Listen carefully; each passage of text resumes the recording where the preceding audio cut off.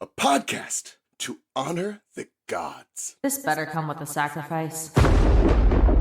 Dave X Media. Content warning. This episode contains graphic discussions of sexual assault, including rape. Some listeners may not wish to listen to this episode today or at all. We support you. Life is too short to listen to content that makes you feel uncomfortable. Take care of yourself. Love you, bestie. Mwah, mwah, mwah. Now for a different kind of disclaimer. The views shared on this episode represent the opinions of the hosts and guests, as well as allegations cited from published articles. This episode involves ongoing lawsuits and very sensitive subject matter. We here at Burn Before Reading do not claim to be investigative journalists. We only hope to amplify the voices of the people this story has affected and do their stories justice. For writer Lila Shapiro's sources, you'll have to consult the article yourself. And as always, this podcast is for entertainment purposes only. I'm Christina Kahn. And I'm Leela Hilton. And this is Burn Before Reading, the podcast about shiterature. We need our script. We need our script because we wrote a new one. So far, guys, we're crushing it.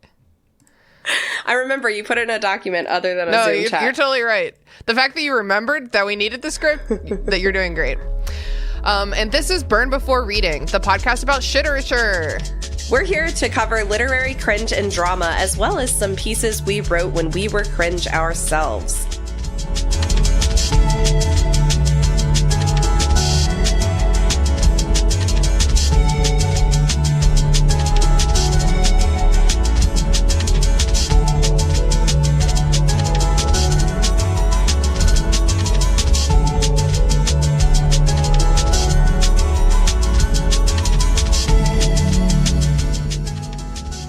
Our guest today is our friend Courtney. Say hello to the listeners, Courtney. Hello, listener. Just the one. Just the one. Y'all might remember Courtney from several episodes in the past. A Righteous Rage.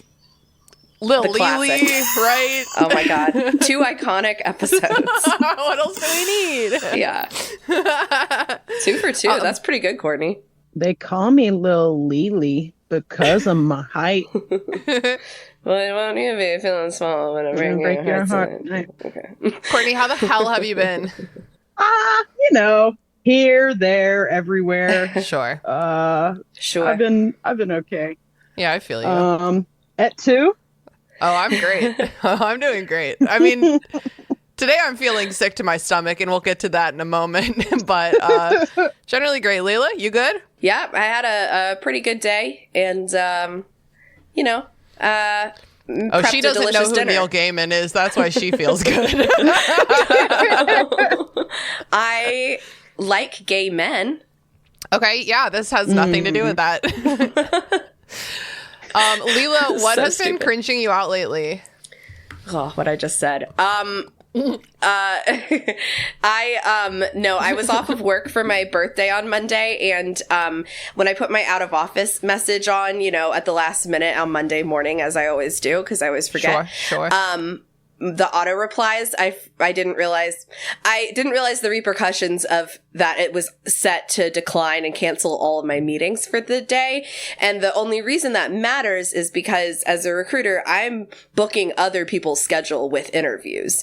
So, oh shit. What I did was cancel every single interview I had scheduled. Oh no. It was really bad. Did they hit you up to fix it on your birthday?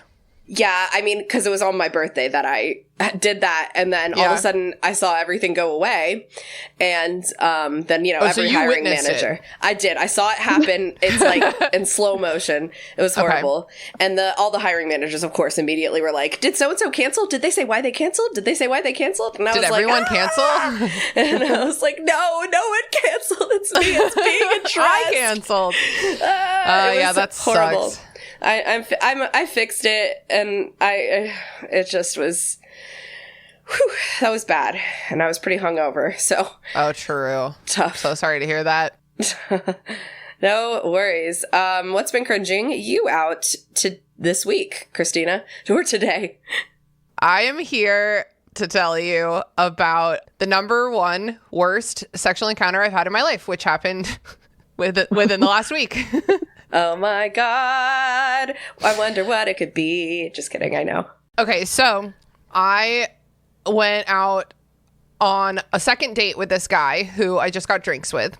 I went on a second date with him, and then I encouraged him. I was like, let's go back to your place. And he was like, that sounds great. And I was looking for like enthusiastic consent the whole time because I can be a bit domineering, and I felt like it was granted.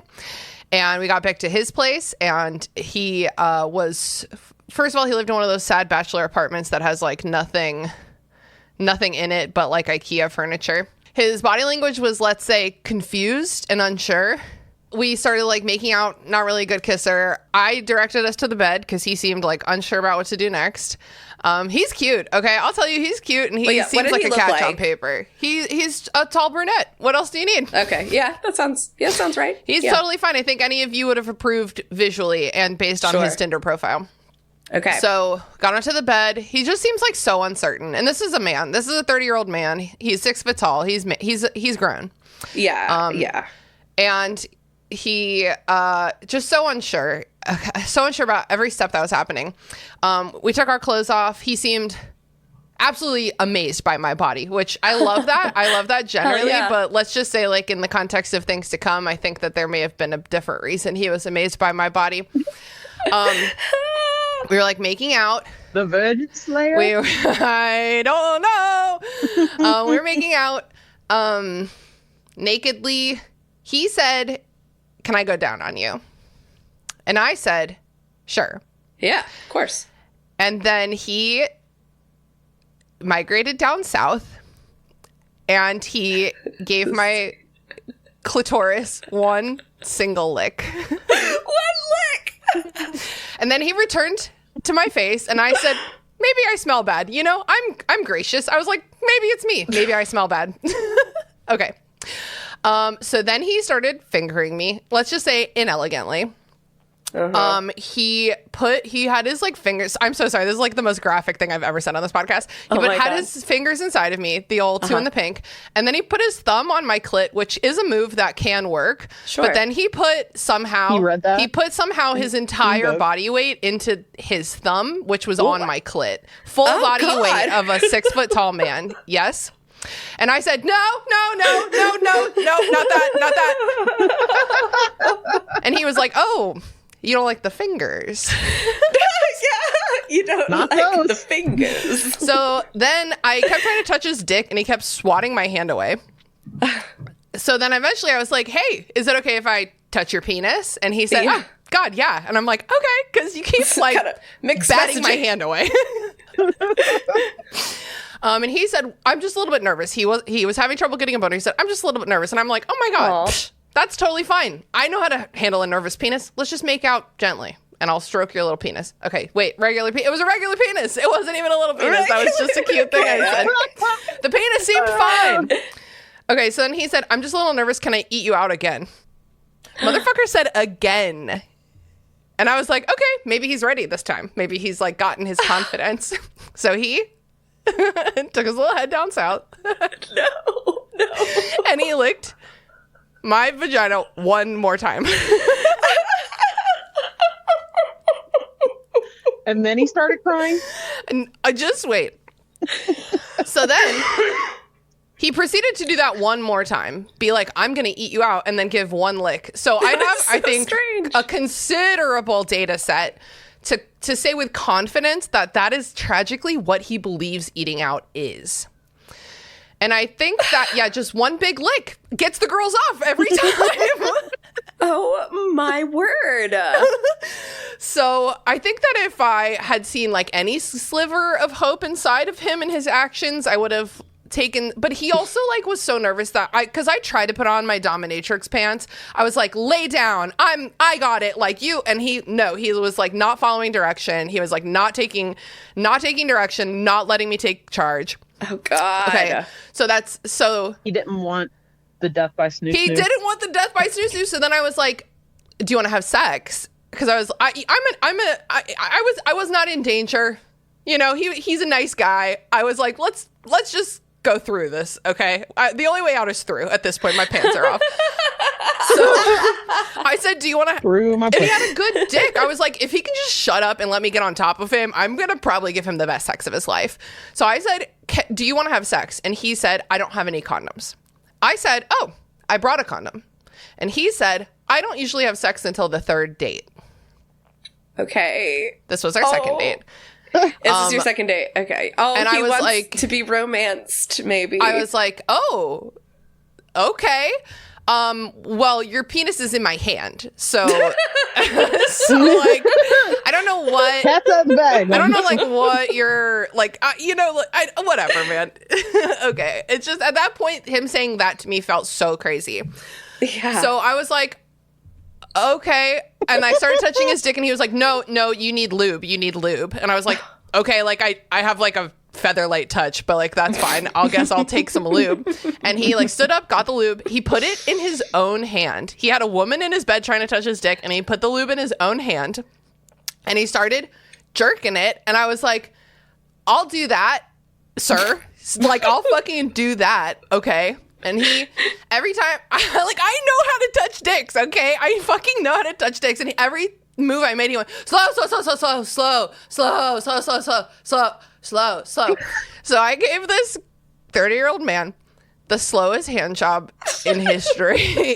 And he has never seen anything like this before. Like, he has never experienced this kind of ecstasy.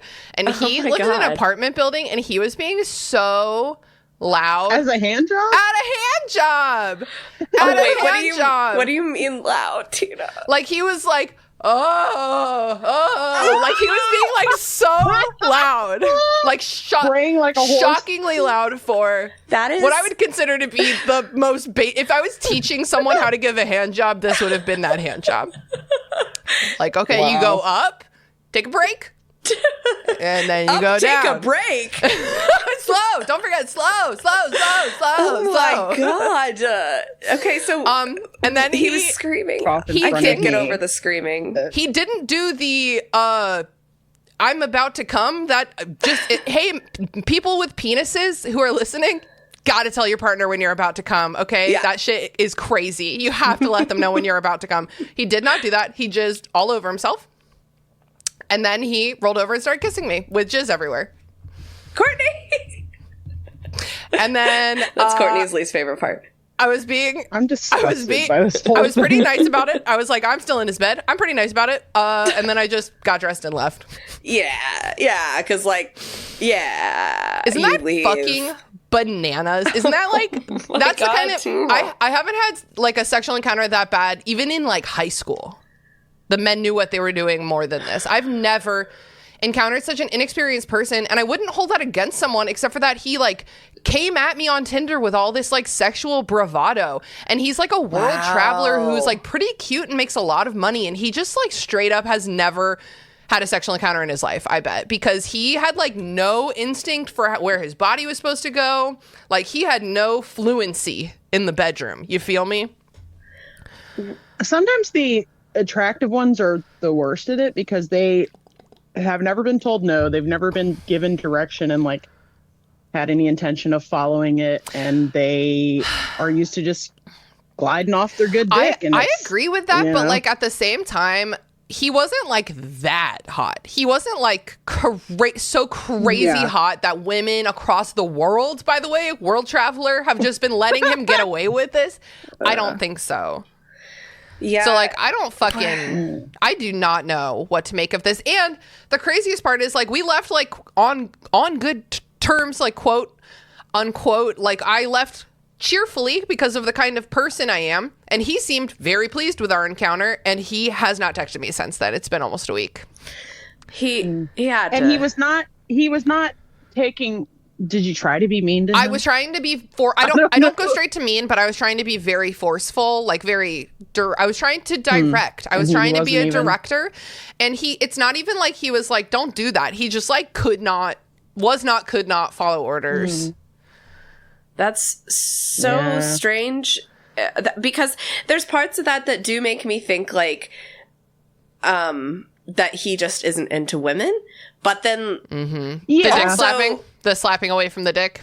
There's that. There's a lot of signs. I think also that big lick. The big lick, I think, is one that does it for me. The big lick is one. Yeah, because you know what? On a man's Van's deferens or whatever on his penis, that's a good move. The one big lick. They love that. They eat that up. Like Scooby. Yeah, maybe his skills were non-transferable from his usual partner. But then why did he seem to fight coming so fast then? Because he was probably a premature. He was trying not to what? Is there hard. Can you can you prematurely ejaculate if you're not planning on fucking someone? Like, I don't. So, yeah, that's a conundrum. Honestly, that's. It's not fucking bananas. And he was in his 30s? He is 30. Oof. Well, Godspeed to him. I hope he watches maybe some more porn. Try some Owen Gray, my friend. If you can't watch 15 Owen Gray videos and come out of it good at sex, then that's the thing. I don't know. Maybe you need to join a nunnery or something. How do you avoid any hint of what cunnilingus should look like? How do you avoid that? How do you not know? It's more than one lick. How many licks to get to the center for vagina? More than one. He must just straight up not watch like hetero porn. That's all. Or movies? Yeah. Like regular movies, there's cunnilingus sometimes. Is there? Maybe I'm wrong about that. I don't think it's like this is step 1, this is step 2. Which blah, blah, blah, blah, blah, blah. Listener, if you're insecure about your fucking skills, find porn that women like. Mm-hmm. That's true. That is Owen helpful. Gray, Small Hands. Ask women what porn do they like, and then you do what that person does. And then, you know what? You're good at sex all of a sudden. All of a sudden. It's fine to be bad at sex. It's not fine to be bad at sex your entire life. Because I you can learn this. Like, I've been with guys who, like, didn't necessarily know what they were doing, but were, like, very enthusiastically engaged in, like, figuring it out. Yeah. Like, I fucked a virgin, you know, like, 10 years ago or whatever, 15 years ago. Like, that was a long time ago. Okay. But, like, I have fucked virgins in my life who became very quickly pretty good at sex because they just listened. Yeah. Yep. Because typically it's very it's just like also hot to get your partner off. Like that's half of what's fun about sex and why it's sex and not just masturbation. You know what I mean? Yes, totally. I don't like think the hot thing is when you are hot.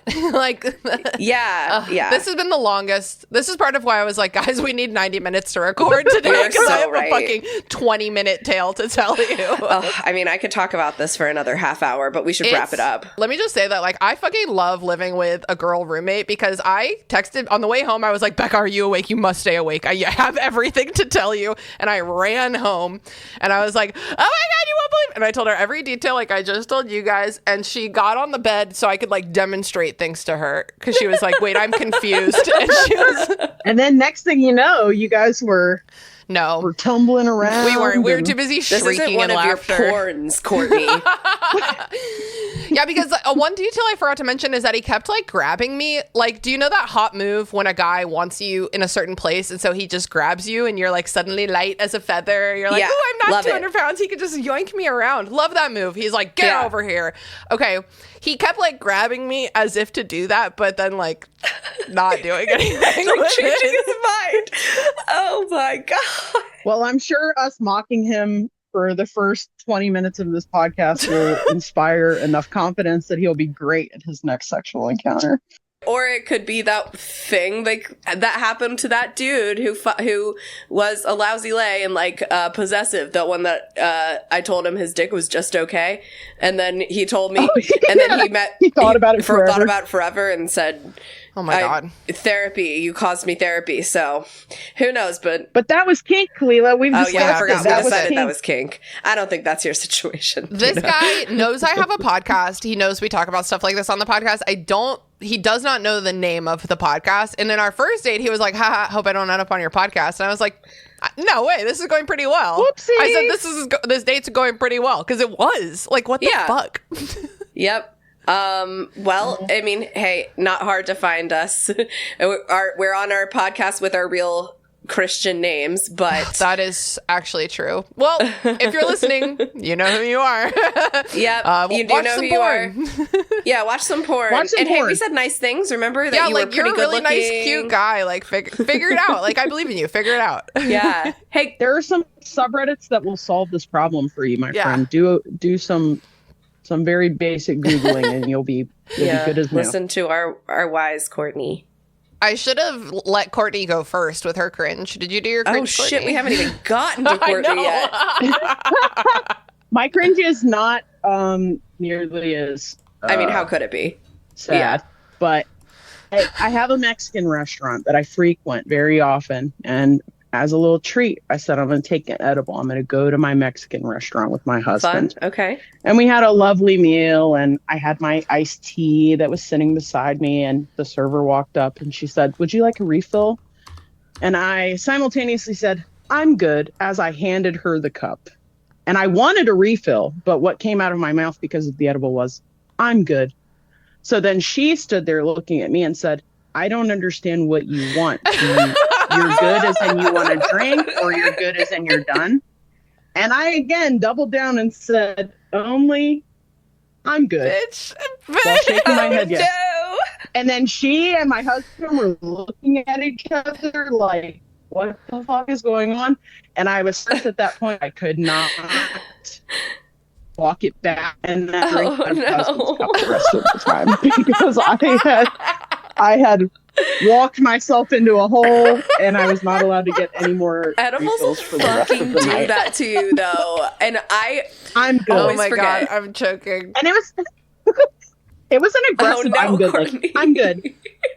I'm good. And I did it multiple times, and she thinks that's I'm an fucking idiot, but what else is funny. new? So that was my cringe because Freddie, my husband Freddie, was like, what was that? Like, I got immediately called out for it at dinner. And that's so funny. Had to shamefully drink out of his cup the rest of the night. I know, you know she saw you doing that. Oh, I know. She fully did. But, I don't blame her for punishing me and not getting me another cup. God. Because I was good. Well, I'm glad we've had some good laughs here at the top of the show, because get ready to not laugh again for the whole rest of the episode. Yeah, what a juicy intro. You're welcome, listeners. You are so welcome. Also, if anyone has had such a god-awful sexual encounter like that, just like a truly baffling, mystifying level of incompetence, please reach out to me in solidarity. Yeah. And if you don't want it in silence, you want to just change the names and circumstances, we'd love to read it on the show sometime. Oh my God. If you listeners, if you want to send in cringe, we will read your cringe on the show.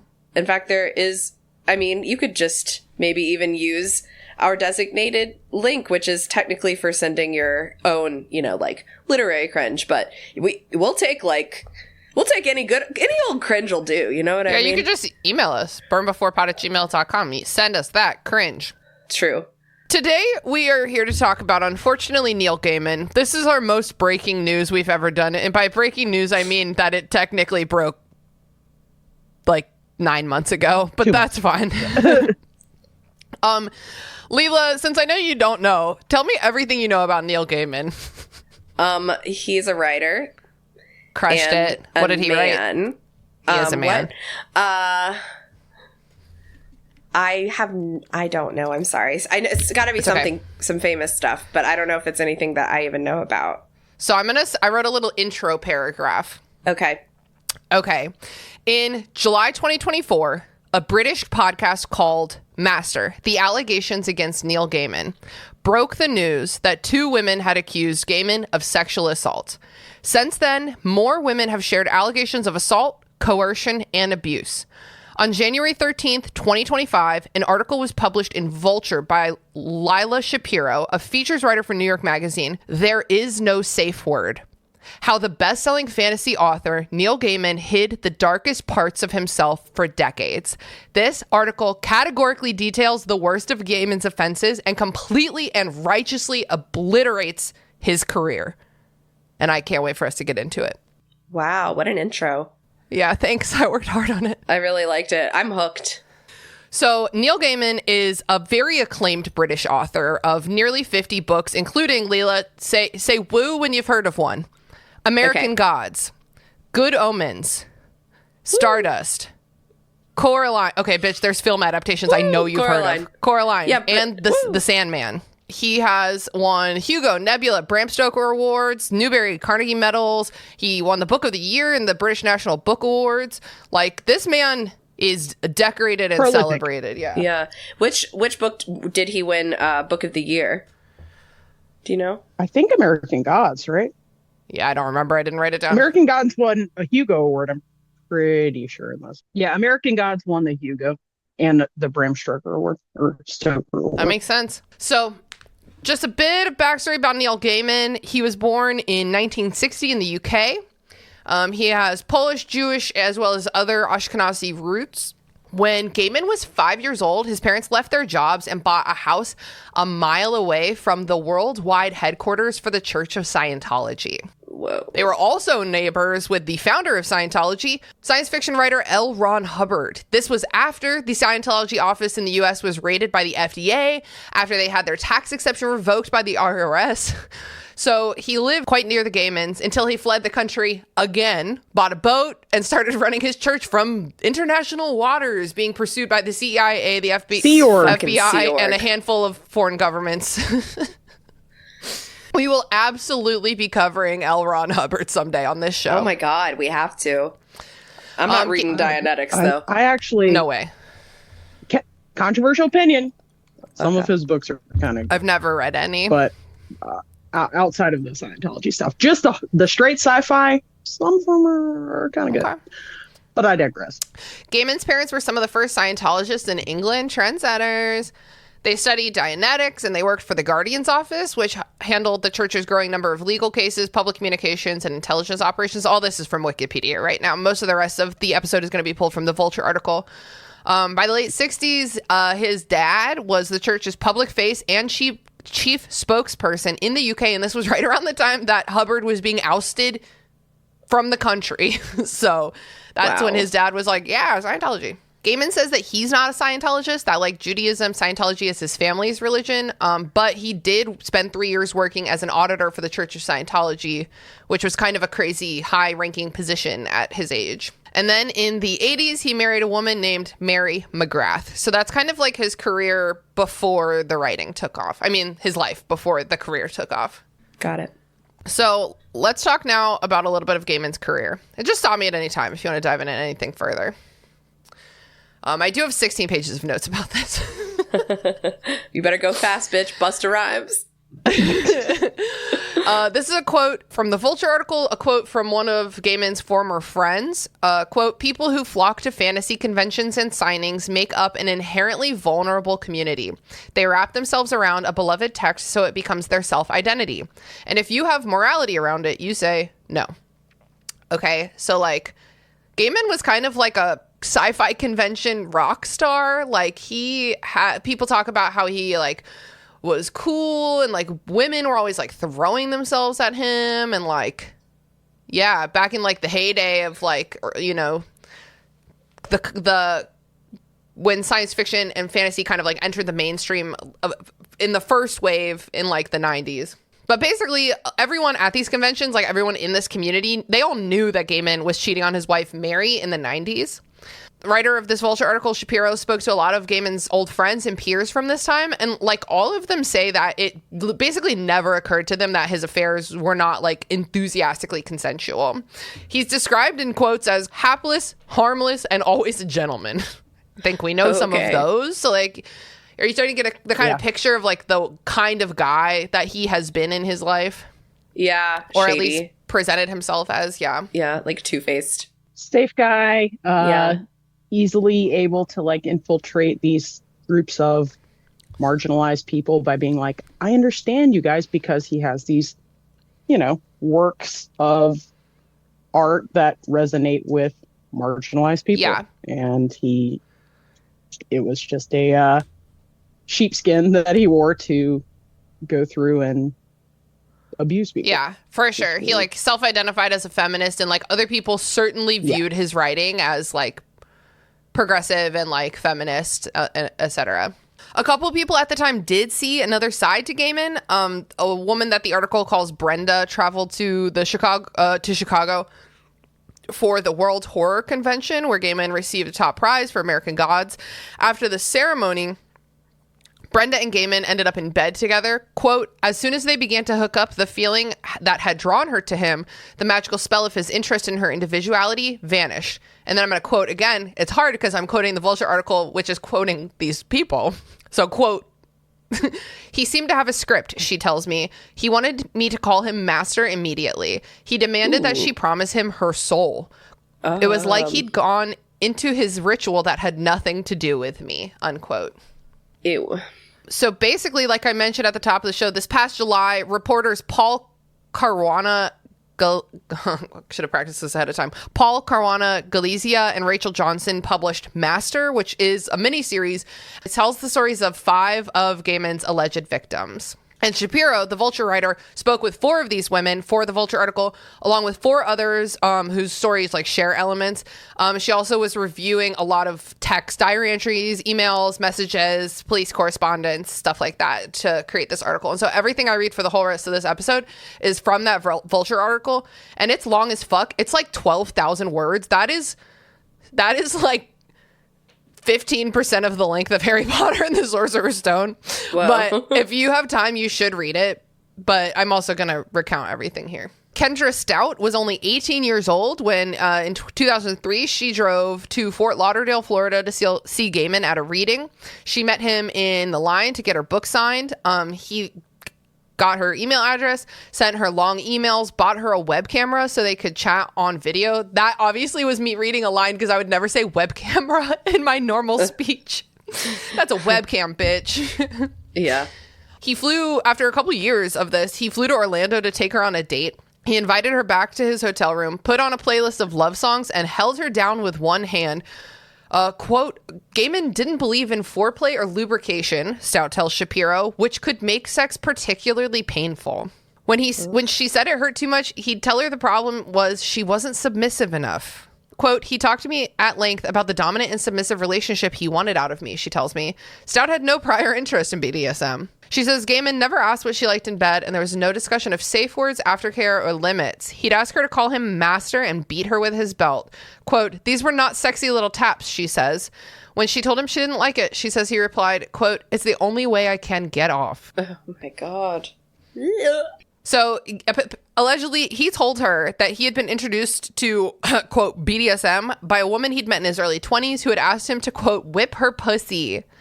He told this girl, this fucking 22-year-old girl, she was 18, I thought. But then it said 3 years later, so she was 22. Okay. He told her, I was so naive that I thought she meant her cat when she said her pussy, because he still has this, like, buffoonish air. Shucks. Oh, this is what gets me off now, Stout recalls him saying. And then in 2007, so this was when she was 23, Gaiman took Stout on a trip to the Cornish countryside, and while they were there, Stout developed a UTI that had gotten so bad she couldn't sit down. Anyone been there? Raise a hands. I have. Oh God, yeah. I have. I've had a UTI so bad I had to get carried out of the student health services. Oh. She told Gaiman that they could fool around, but any penetration would be too painful. It was a big, hard no, she says. I told him, you cannot put anything in my vagina or I will die. And I'm laughing because it super literally feels that way. It does. It's so painful and Gaiman flipped her over on the bed and attempted to penetrate her with his fingers. She told him no. He stopped for a moment and then he penetrated her with his penis. At that point, she tells me, I just shut down. She lay on the bed until he was finished. And this past October, she filed a police report alleging that he raped her. Yuck. So this is a really good time to talk about BDSM. I see this a lot. For example, in 50 Shades of Grey, which we will also read at some point for this podcast. But BDSM stands for, it's like a Venn diagram of standing for things, so just bear with me. It stands for bondage and discipline, BD, domination and submission, DS, and sadism and masochism, SM. It is like what a lot of people think of when they think of kink, basically, even though that it is not at all the breadth of kink. I think that vanilla people who are like, what's kinky? Whips, BDSM, you know? Yeah. Tying you up to the headboard. But like BDSM is like a fun, sexy way of like elevating sex beyond like just sex. It is like things like I just said, like pain play, using constraints, using like domination and submission. It can be like so fun. But like the number one thing that BDSM is consensual. Like that is like the main thing that BDSM has to be, because if it's not consensual, it's abuse. Yes. Yeah. And there are many, many rules in BDSM as far as like there are hard and fast rules that is a major part of the structure of the BDSM community. Is like, I mean, consent being at the forefront, but it's not just something you go into and surprise someone with ever in any circumstance. Yeah, for sure. Because that is just abuse. Yes, communication is literally everything when it comes to kink at all, and especially BDSM. Like, communication is everything. They say in the kink community that like when you're in a like domination submission type relationship, the person who is truly in charge of that relationship is the submissive, because they're the one who gets to set the boundaries and make the rules, and they are, even if they're never acting this way, they are the ones who are in charge. So it is like so important to like talk about what you're going to do, come to an agreement,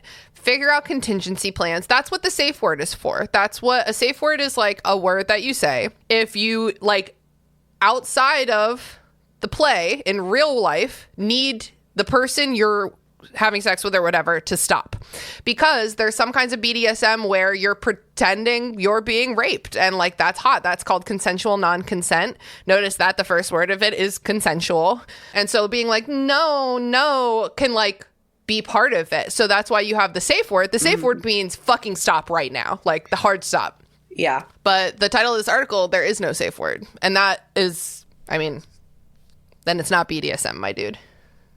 Sorry, just taking it all in. It's a lot. No, Leela had no idea what was happening. Yeah. It's really bad. It gets worse. It gets worse. This is nothing. This is nothing.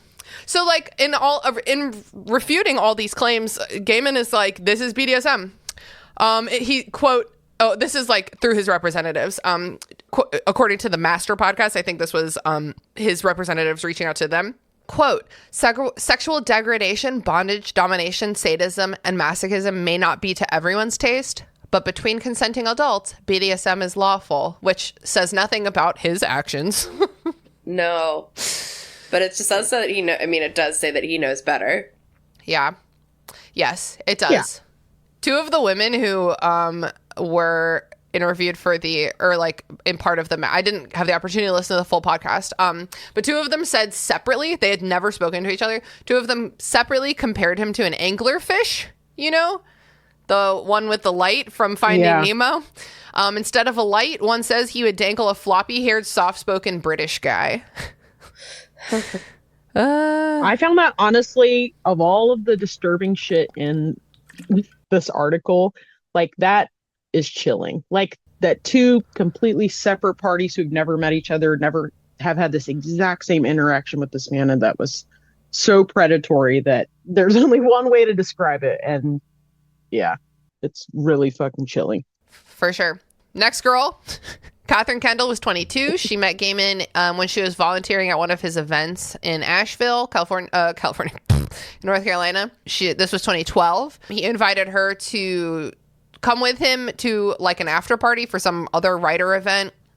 She obviously said yes, and he kissed her. They started flirting. They were like emailing and Skyping, nighttime Skypes. You know how that goes. But Kendall didn't want to have sex with Gaiman, and she told him so. She said, I do not want to have sex with you. And she literally wrote down in her diary, quote, he had no designs on me beyond flirty friendship, and I believe him thoroughly. And she said on the pod, this really upsets me. She said, I mean, all of this upsets me. She said on the podcast, Am I Broken? That she had grown up listening to his audiobooks, quote, and then that same voice that told me those beautiful stories when I was a kid was telling me the story that I was safe and that we were just friends and that he wasn't a threat, unquote. You can see the absolutely fucked power dynamic at play here. Yeah. Yeah. I mean, anytime you have like a fan and a creator, you always have to be really, really cognizant of that power dynamic. And I think because of that, it typically doesn't work. It doesn't go well. Yes, that's why this quote, this quote back here about how like fans of fantasy worlds can get so obsessed. People who flock to fantasy conventions and signings, they wrap themselves around a beloved text so it becomes their self-identity. And she says, if you have morality around it, you say no. Like that, you have to, as the agent of these fandoms, be the one to say, no, here is the boundary. Because you're creating a fantasy world for these people. Yeah. And it's like, to be a good creator, like a good, let's say, popular creator, is to take care of your fans. Yes. Take care of your readers. Like, actually protect them. And Totally. the only way to do that is to avoid that power dynamic. Yeah, for sure. So at a reading some months later, Gaiman, I guess Kendall was there, and Gaiman said that she and like 2 other girls should go to his tour bus so they could all hang out. He pulled Kendall into the back of the bus and got on top of her. He kept saying, kiss me like you mean it. She apparently tried to get into it, but she was panicking. I think that, like, I don't know about y'all, but like I can definitely relate to being in this position where you're like, maybe I'll figure out how to make it fun. Maybe I, in my enthusiasm, can make this not sexual assault. Yeah. Yeah. You never know how you're going to act when something that shocking happens to you. Totally. So, obviously she shouldn't be blamed for that being her reaction, which I'm sure happened. Yeah. I mean, a lot of these women have reactions that like are at odds with their ultimate perceived reality of like what truly happened, but like, when you go into shock, so eventually she like didn't get into it, ? And Gaiman like got off of her and said, she remembers him saying, I'm a very wealthy man and I'm used to getting what I want. Years later, Gaiman gave Kendall $60,000 to pay for therapy in an attempt. He said this in a recorded phone call. He said, in an attempt to quote, to make up some of the damage, unquote. That is on the record.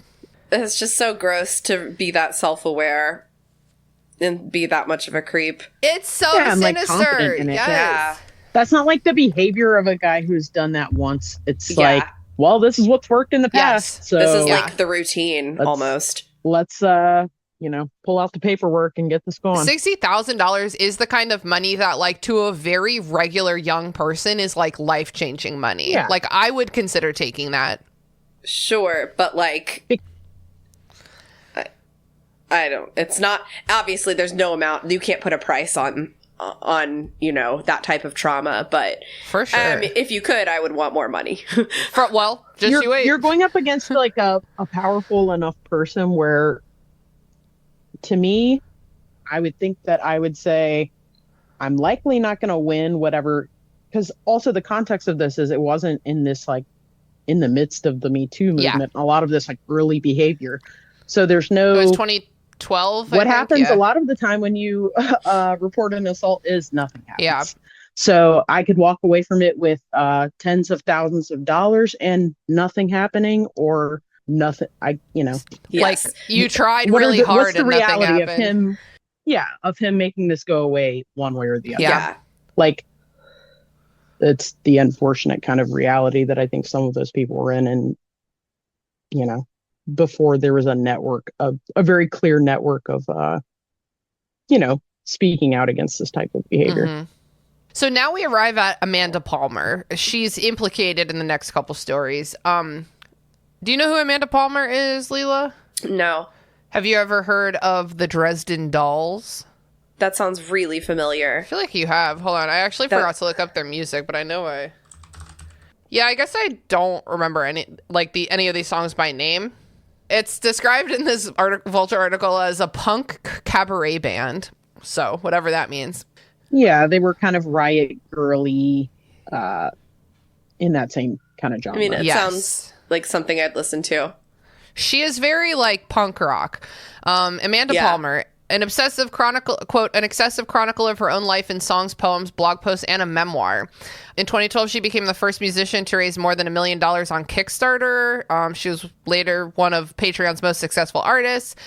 She did a TED Talk and published a book, both called The Art of Asking, basically about like having the community to rely on like favors and like crowdsourcing to get things done. Out of this mess, she argues, a utopian sort of community formed, quote, there was no distinction between fans and friends, unquote. So in 2008, Palmer met Gaiman. She was 32 and he was 47. And they began an open relationship. And then they ultimately married in 2011. So they like really happily saw other people. They lived apart a lot of the time. Their most important rule was like honesty. But like apparently them like giving each other detailed accounts of their affairs and like sometimes even like sharing partners because she's bisexual like brought them closer together. So they did that. They happily did that in the beginning. And like that, and if done healthily, that really can work for some people, you know? Yeah. If that could work, I mean, it does sound awesome. In 2012, Palmer met Rachel at a Dresden Dolls concert. Rachel was 20, so Palmer was 36 and Rachel was 20 and Rachel was at Palmer's concert. Mm-hmm. Okay. Same dynamic. Yeah. Fucking dynamic. They hooked up. They had sex a couple times. Palmer lost interest and then eventually Palmer introduced Rachel to her husband, Neil Gaiman. So Gaiman invited Rachel, who at the time was 51, this 20-year-old fan, he invited to his house. And Rachel, when she was like getting ready to go, she asked Palmer, do you have any advice for pleasing Gaiman in bed? And Palmer said, quote, I think the fun is finding out on your own. Rachel describes this. She says there was never a, quote, blatant rupture of consent, unquote, with Gaiman when they were together. But allegedly, he was always pressuring her to do things that hurt and scared her. Looking back, she feels that Palmer gave Rachel to her husband, Neil Gaiman, like a toy. Which it becomes clear that she did. It definitely feels like she did. This is a pattern. Yeah. Palmer got pregnant in 2014, and then she wanted to close their relationship, which makes sense. But when she was 8 months pregnant, Gaiman came to her and said, honey, I fucked a fan who was in her early 20s, and I didn't realize it, but I took her virginity, and now she's going crazy. So he like was not closing the relationship, which he had agreed to. They started going to a couples counselor. He's like, I'll change. He apparently like this article talks to, I cut a lot of this talking about his like personal backstory because like I don't care. Like, like, yeah, he has some anxiety from like what was like a tense and Scientologist upbringing, but like, I mean, they don't treat their children well, but like, I don't know, man. I just don't feel like this is the place to talk about his context. No, I agree. He definitely has, he was never in therapy. He definitely has some backstory about his like trauma. So he's prone to panic attacks. You know, ultimately Amanda kept finding out about like these sexual liaisons that he was not being honest with her about. So like they had like a happily open relationship that was founded on honesty. She asked him to close it. He wouldn't close it. So then he turned to dishonesty. It seemed like she got like not only fed up, but like bored of it. This is after their son was born.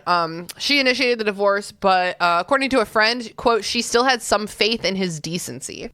She had faith that he was like a decent person. Gotcha. Interesting. So now we move on to our penultimate woman featured in this episode. There's one more to come after this. We're going to talk about Carolyn Wallner.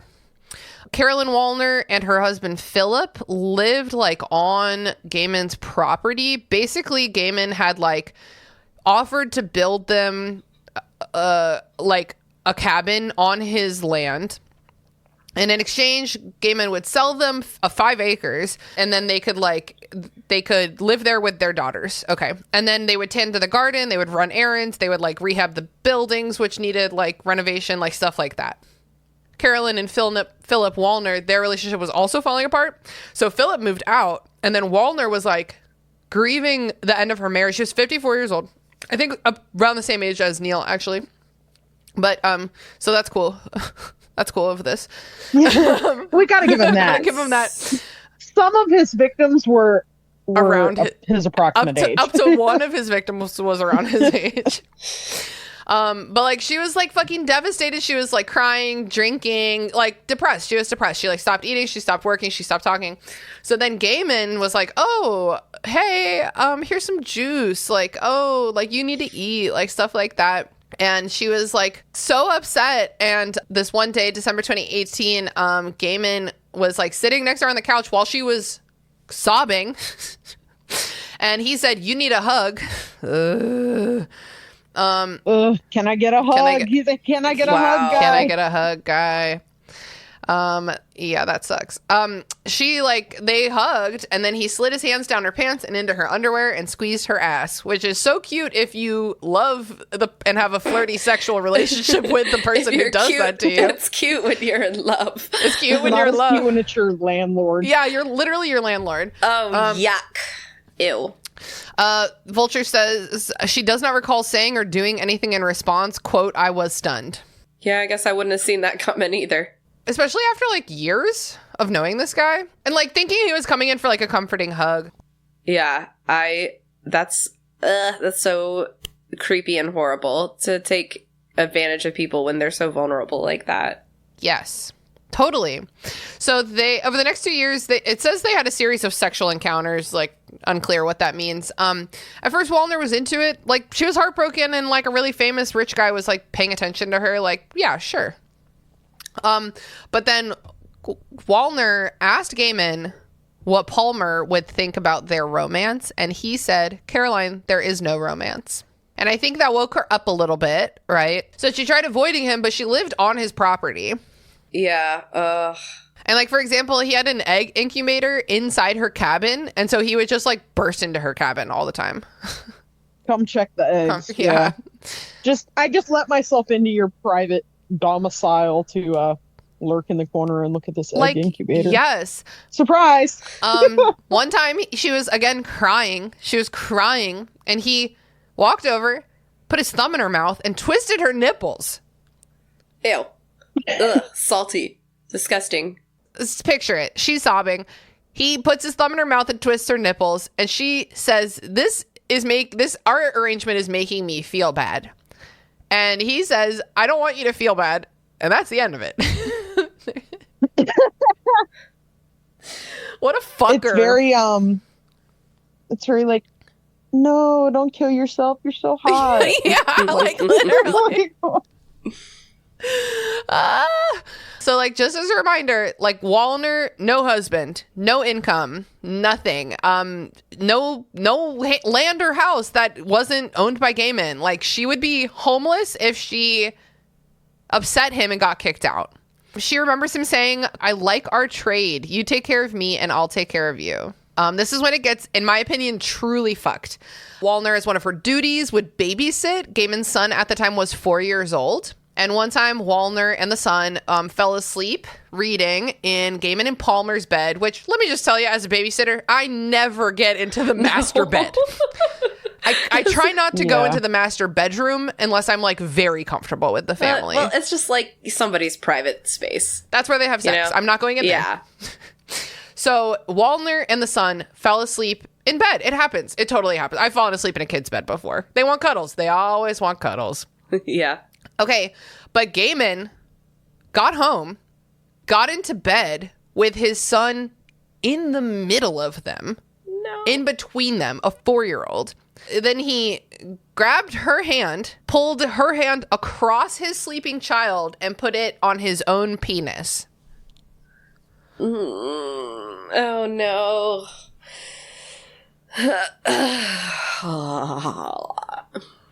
Wallner says, quote, he didn't have boundaries. I remember thinking that there was something really wrong with him. I mean, yeah.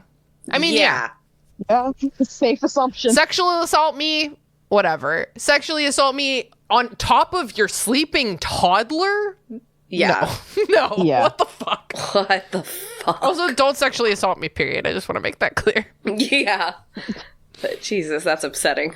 And then in 2021, Gaiman informed Wallner that the land he had promised her was no longer available. Funny how that happens. He pressured her to leave his property.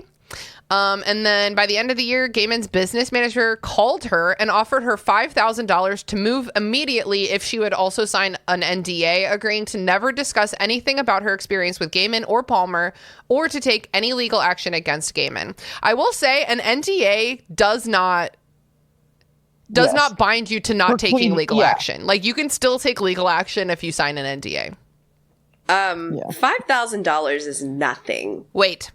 Wallner says, "What am I going to do with $5,000? I need therapy. This is maybe $300,000. Gaiman agreed to it, and she signed." Okay.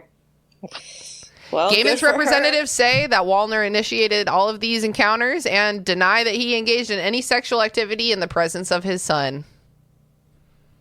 Okay, so there's that. It's not the type of shit you make up. You know what I mean? Like, God. Yes. We women have enough to deal with without making it up. Oh.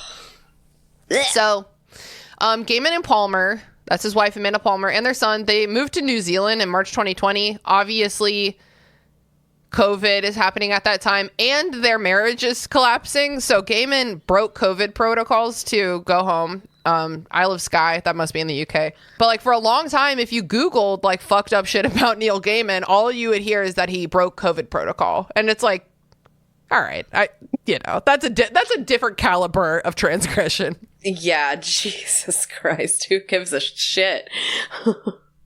But he returned to this island, Waiheke, and was living in a house near Palmer. They were really trying to co-parent just by going through a divorce.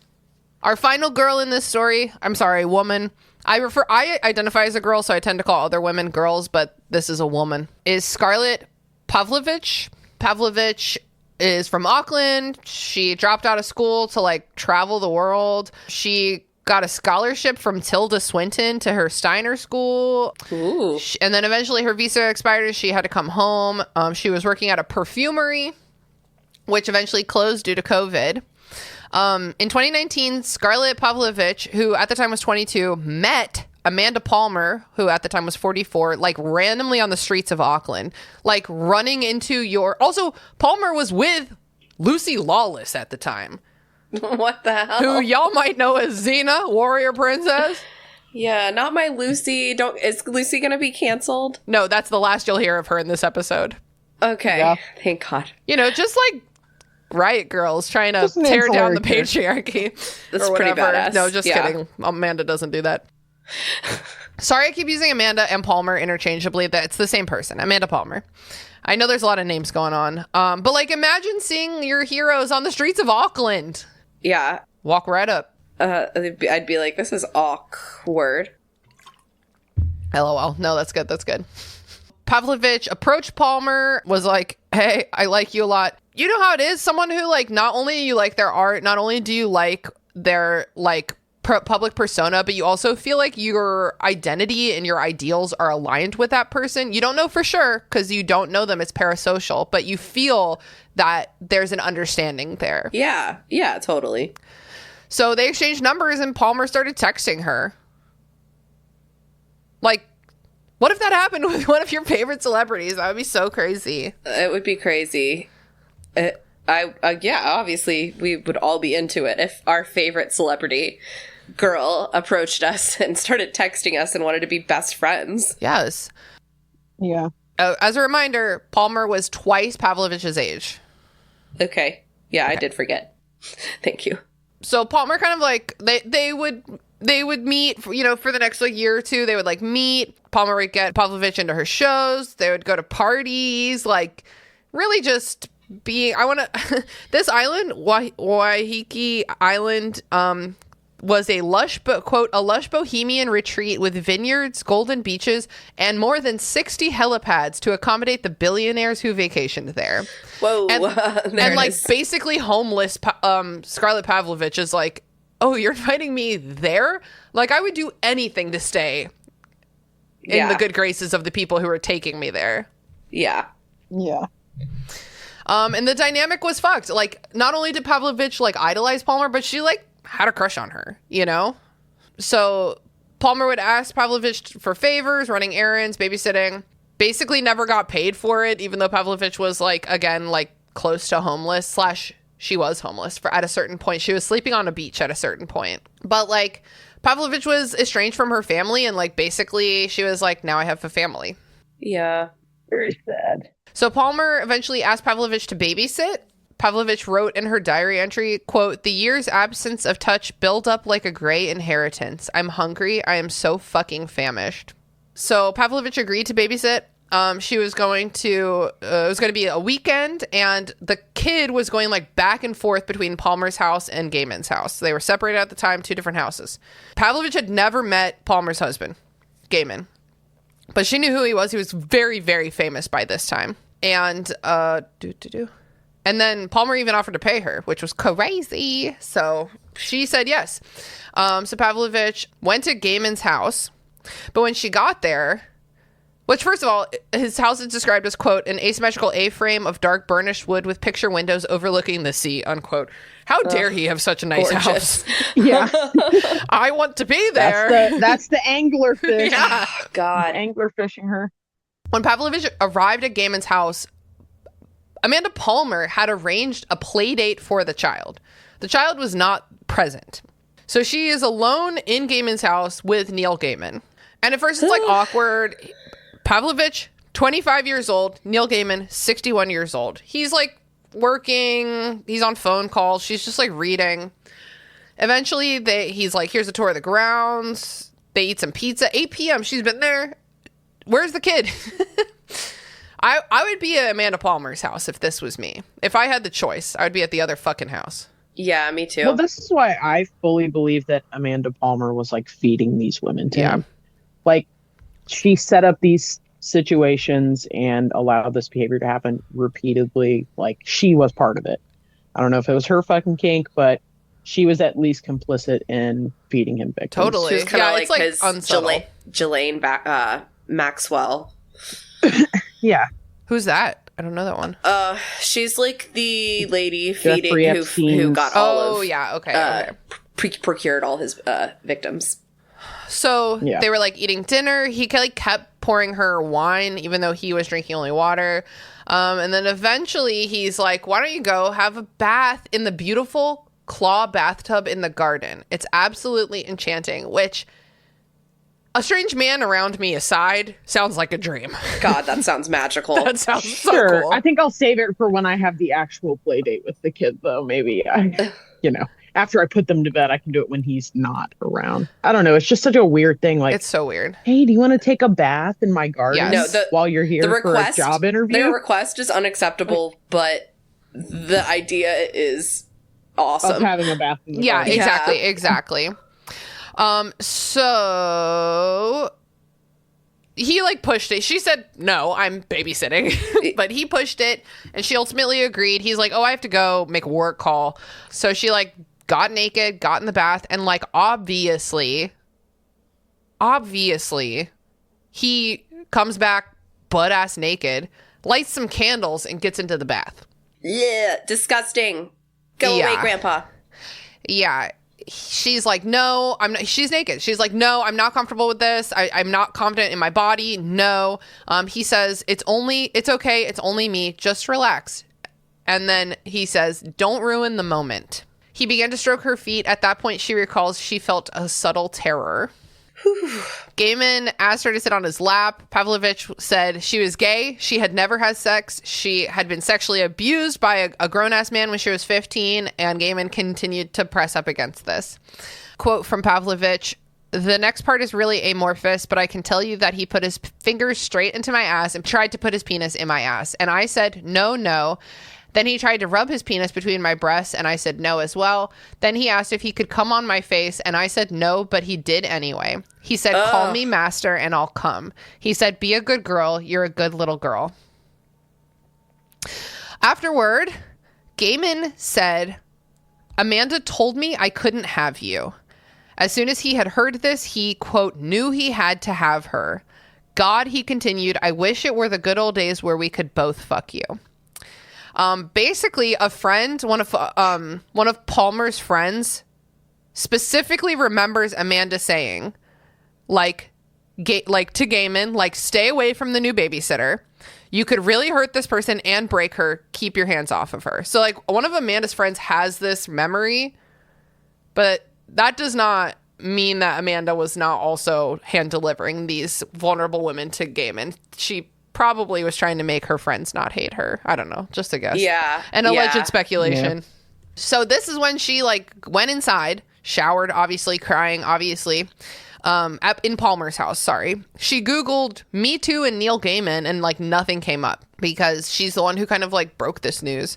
It spirals. Basically, Palmer at the end of the weekend was like, will you stay? Will you keep helping us like this? Palmer, like I mentioned, she was in a sublet that was about to end. She had spent time living homeless on the beach. She did not have another income. She did not have a family safety net. And so she said, yes. She said, yes. And, like, basically she, like, wasn't thinking about this encounter as sexual assault at the time. You know, she was, like, processing it. Pavlovich says you're not thinking in a linear or logical fashion, but the mind is trying to process it in the ways it can. Basically, she was, like, convincing herself that this situation would fix her life instead of ruin it. Yeah. When Palmer offered her this, Pavlovich was like, I'm going to take this into my own hands, texted Gaiman and said, I am consumed by thoughts of you, the things you will do to me. I'm so hungry. What a terrible creature you've turned me into. Mm-mm. You know, there's more sexual assault. Like, he tries to initiate anal sex without lube. No. God. He brought butter to use as lube. Ew, what the fuck? Yeah. Ew. He ordered her to suck him off while he watched screeners for the first season of The Sandman. God. At a certain point, the son, who was like 6 question marks, began to address her as slave and ordered Pavlovich to call him master. And Gaiman seemed to find it amusing. And he'd be like, no, she's not a slave. Come on. Yeah. Which means he was doing this in front of his child. It didn't come from a vacuum. For sure. Like, it goes on to say that, like, he would, like, fondle her while the three of them were watching TV together. He, like, requested a BJ in the middle of the kitchen when the kid was just somewhere in the house. Pavlovich said, quote, he would never shut a door. There was also, this is fucked. They were, like, in a hotel. Gaiman and his son, like, would go to hotels in Auckland just for funsies. And she was, like, babysitting the kid in the hotel room. Gaiman came back from whatever he was doing. The kid was overlooking the city on his iPad. So he was, like, looking out the window with his iPad.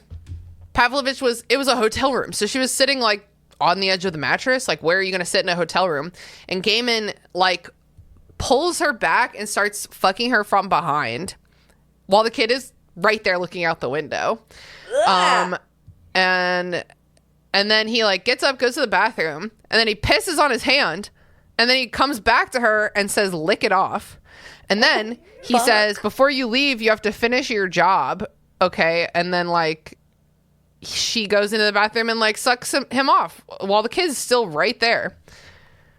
At this point, they still hadn't paid her for a single hour she had worked for them. They had not paid her for any of her labor. Eventually, Pavlovich, like, confides in Palmer about this. Pavlovich confides in Palmer about this, is like, please don't fire me. Jesus fucking Christ, my whole life. But, like, I have to tell you. She frames it like, oh, Gaiman made a pass at me. Like, not like he has raped me many times in front of your son, but, like, he made a pass at me. And Palmer said, quote, 14 women have come to me about this. Yeah. 14 women. She also needs to fry. I hope she never works again. I hope she faces some sort of criminal repercussions for this, because she's Ghislaine Maxwell in this whole situation. She said, I've had to do this before and I can do it again. I will take care of you. Yuck. Yep. She's a girl's girl, guys. She's a girl's girl. Let me see. Gaiman is like, oh, Amanda tells me you're having a rough time and you're really upset with me. I feel awful. Would you like to talk about it? Basically, it all comes to a head. Like one of Pavlovich's like other friends is like, this is rape. This is fucked up. This woman is like grooming you. This is very fucked up. Pavlovich just is still very confused and has like, she like gets involved with their like couples counselor who like makes it like so much worse, and she gets like suicidal, and she just keeps feeling like so guilty for like upsetting their family balance. She like texts Gaiman and is like, this is so consensual, like I loved it, and he's like, oh, I'm so glad. Because she was in such a fucked position and she felt terrible. And Palmer kept being like, I'll be here for you. I'll be here for you. And then Pavlovich was like, I've never been more alone. And she texted Gaiman and was like, Amanda keeps saying she's going to be here for me, but I think she means like figuratively, and I need money. I just need money. So he did give her money. And like, she signed an NDA in exchange for the money, and they stopped talking. And then like, she ultimately was able to like connect with other friends about sexual assault and reframe this and like begin to understand what had happened to her. And that is when she ultimately went to the police in January 2023. Pavlovich felt sure that Palmer would like stand by her as a feminist. She did not. She did not. She wrote a song about how sad she was about it, though. Oh, I mean, that's just as good, though, right? Just as good. And then Neil Gaiman eventually, like, this was like just a couple months ago. Neil Gaiman posted on his website a blog post called Breaking the Silence. I'm not going to read it all, but you guys know what it says. It's like, this is so shocking and dismay and so consensual. And then he says, I could have and should have done so much better. I was emotionally unavailable while being sexually available, self-focused and not as thoughtful as I could or should have been. I was obviously careless with people's hearts and feelings, and that's something that I deeply, deeply regret. It was selfish of me. I got caught up in my own story and I ignored other people's, which is kind of like being like, I didn't do this murder, but I was kind of mean to her. It's so patronizing. Yeah. It's so fucking patronizing. Yeah. I didn't mean to hurt anybody. I'm sorry if I didn't consider your feelings, though. Like, It's very fucked. I can't express my just immeasurable disappointment. Yeah. And yeah, Courtney, I guess I should have asked at the top of the show, like, what your history is with Gaiman. Like, how much of his shit have you read, or like, how many of his like adaptations have you seen? Like most of it. And Sandman is probably my favorite comic series of all time. And there are feminist themes all throughout that comic that, I don't know, it's just like, I feel so much for these women because it would be so easy to be these women. Yeah. Like, he's a man that, because of the things that he writes, you innately trust to some degree because you think he has such a well-rounded understanding of women and like women's relationships and the ways that power dynamics are abused against women in everyday life. And then you find out that he is the anglerfish, you know, he's the fucking snake in the grass that he positions himself above his entire literary career. Like, it's just yeah, it's really fucked. It's so fucked. And yeah. The good news is, I mean, you know, no, there's no good news, but like, luckily this Vulture article like blew the fuck up, and I think that it kind of like single-handedly canceled him. Like, this article, everyone, like, before this article, when it was like just the podcast, just these allegations, nothing really came of it. But now that this article has blown up so much, like, all of his film adaptations have been canceled, his like graphic novel adaptation canceled, everything's canceled.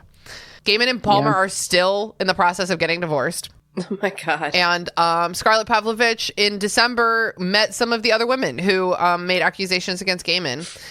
They have like a group chat. Stout says, it's been like meeting survivors of the same cult. It's impossible to understand unless you were there. And they spent New Year's Eve together. It's so Happy New Year. I know. Am I happy? Pavlovich wrote in her journal, no. But she also noted that she wasn't alone. Quote, there is no need to feel abandoned anymore. Oh boy. Fuck that guy. Yeah. Yeah. Every time a male celebrity or writer or whatever gets canceled that I had some modicum of trust in, I think of this quote by Lindy West. If you haven't read any of her stuff, she's great. She has a great book called Shrill. But she said, feminism is really just the long, slow realization that those things that you love hate you. And, whoa. You know, that's where we are as women in 2025 with these works of fiction that, like, we thought molded us. I mean, I think they did. And it's just coming to terms with, like, hopefully that's more of a reflection of me than it is a reflection of him, you know? Yeah. Yeah, how are you feeling, Leela? Horrible.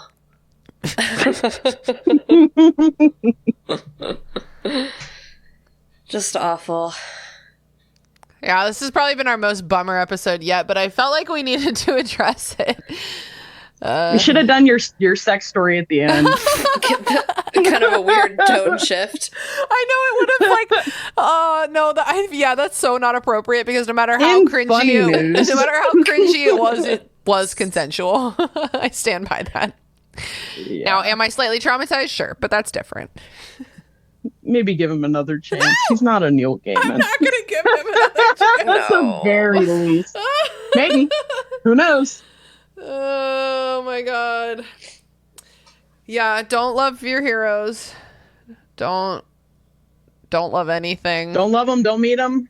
Yeah. And don't buy any of Neil Gaiman's fucking books, and don't stream any of his bullshit. If you're gonna take it in, I still have copies of a bunch of his stuff, and they are not prominently displayed anywhere. I'm never gonna buy anything from him again. And hell yeah. If you want to watch the shows, illegally download them. Yeah, we I'm sure support that. To the high seas, my friends. His used books are probably going to go on sale, so if you want to do that, just buy secondhand. I'm sure there's lots of them since they're so famous. Yeah, I mean, what you do with your money really goes a long way. Like, money is, I'm pretty sure, protected free speech. In this country, at least in some instances, like, definitely, how you spend your money says a lot about you. And if you know, I'm thinking obviously about J.K. Rowling. You are what you eat, people. Yeah, you are what you eat, exactly. So just, think about that. Oh boy. Let's not play horny, sad, or just plain bad today. Agree. Yeah. He's horny. Again. This story is sad, and the whole situation is very bad. And it's like that even just doesn't feel like enough of it's bad. It's just plain bad. It's just plain bad situation. He's kind of a this jerk. is devastatingly A bit evil. of a jerk. Yeah. That's when Leela asked if he is a sex pest, and we were like, he's not a sex pest. Among other things. He is a rapist. Sex pest plus. Yeah. Yeah. Rapists are not sex pests. I know, but that makes it sound kind of cutesy. And I don't like it. I think I'm not going to say it anymore. No, sex pest is not cute, Leela. No, but it cutifies it. I get what you mean. Yeah. It's like you can swat him away. Exactly. You get on out of here. Well, listeners, next week we will be back with our friend Adele doing some bad love poetry. So I'm really excited for that. That'll be just a completely different tone. Yeah. Get us a little bit more uplifted, celebrate the joys of what being a woman are and not, the side effects. Let's do something funny mean the next time I'm around. Yeah, we'll do funny mean. That's kind of where I want to be. Well, I've got another rap up my sleeve. Do you so really? We'll see. Oh my god. Oh, I just my might. All right, that's it for Burn Before Reading. Until next week, remember. Wait, I forgot to say, Courtney, thanks for being here. We love you. Oh, shit. I always forget to say thanks, that. Courtney. You're welcome. You're welcome. Sorry, listener, and you're welcome. Sorry, and you're welcome. That's it for Burn Before Reading. Until next week, remember. Your cringe is part of you. But it's just a small part of you. Yeah. It's like, what's she gonna do? You look shell-shocked. Thanks for listening to Burn Before Reading. Created by me, Christina Kahn. Hosted and produced by Christina Kahn and me, Leela Hilton. Logo designed by Michael Hardison. Follow him on Instagram at RoyGBivRVA or check out his work at wildlingpress.com. Theme music by Sakura Wishes. Find me online at Christina Khan. And find me at Leals for Reals. Follow the podcast on Instagram and Tumblr at BurnBeforePod. Or feel free to give us an email at burnbeforepod@gmail.com. Thanks for listening, friends. See you next time.